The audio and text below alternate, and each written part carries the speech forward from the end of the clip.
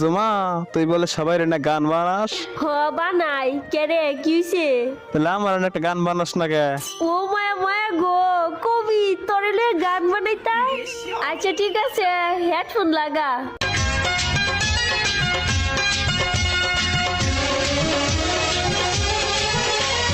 আইসে কবি চেকা কায়া হাতে কান বোতল লইয়া চেকা খায়া লাইছে রে। ও কবি চেকা খায়া লাইছে রে। ও কবি চেকা খায়া লাইছে রে। ও কবি চেকা খায়া লাইছে রে।